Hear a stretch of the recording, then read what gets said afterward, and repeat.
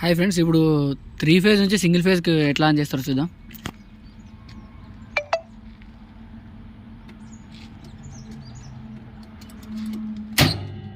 Breaker trip చేశారు. ఇగో 3 phase AB switch 3 ఫేజ్లు ఉన్నాయి కదా అని ఓపెన్ చేయను.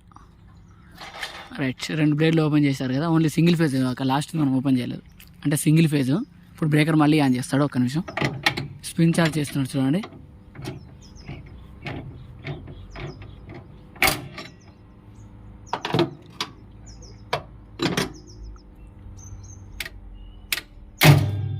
Right, single phase supply on అయింది చూడండి. అక్కడ లాస్ట్ మనం సింగిల్ ఫేజ్ సప్లై, ఈ 2 3 ఫేజ్ సప్లై అన్నట్టు అర్థం.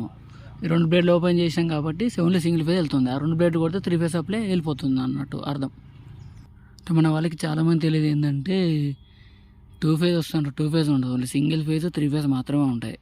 2 ఫేజ్లు ఉంటాయి, సింగిల్ ఫేజ్ లేదా 3 ఫేజ్. ఇప్పుడు మనం ఆన్ చేసింది సింగిల్ ఫేజ్. 3 ఫేజ్ ఆన్ చేయాలంటే 2 బ్లేడ్లు ఉన్నాయి కదా, ఆ 2 బ్లేడ్లు బ్రేకర్ ట్రిప్ చేసుకొని ఆ 2 బ్లేడ్లు క్లోజ్ చేసి మనం బ్రేకర్ ఆన్ చేస్తే 3 ఫేజ్ సప్లై కంటిన్యూ వెళ్ళిపోతుంది.